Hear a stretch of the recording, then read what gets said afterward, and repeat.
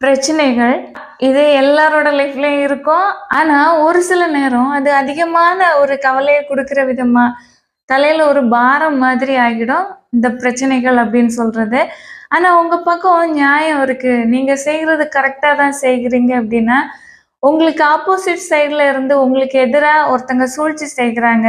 உங்கள நம்பாதவங்க இருக்கிறாங்க அப்படின்னா, அவங்க கிட்ட போய் விவாதம் செய்யவே செய்யாதீங்க. அது வேஸ்ட் தான். ஓகேவா? ஏன்னா, நீங்க உங்க பக்கம் இருக்க நியாயத்த சொல்லி, அவங்களுக்கு புரிய வைக்கிறதுக்கு நீங்க எவ்ளோ ட்ரை செஞ்சாலும், அவங்களுக்கு புரிஞ்சா கூட புரியாதது மாதிரி தான் நடந்துப்பாங்க. ஏன்னா, அவங்க உங்களுக்கு எதிரா செயல்படுகிறவங்க. ஓகேவா? எதிரா செயல்படுகிறவங்களுக்கு நியாயம், தர்மம் எதுவுமே கிடையாது. அவங்க என்ன நினைக்கிறாங்களோ அதுதான் நியாயம். உண்மையான நியாயத்தின் பக்கம் வரவே மாட்டாங்க. அப்படிப்பட்டவங்க கிட்ட போய் விவாதம் செஞ்சு, ஒரு பிரச்சனைய சரி செய்யலாம் அப்படின்னு நீங்க வாக்குவாதம் பண்றீங்க அப்படின்னா, அது ஃபுல்லா டோட்டலா வேஸ்ட் ஆனது. அந்த இடத்துல நீங்க பேசாம உங்களோட வேலைய பார்த்துட்டு கிளம்புறது ரொம்ப நல்லது.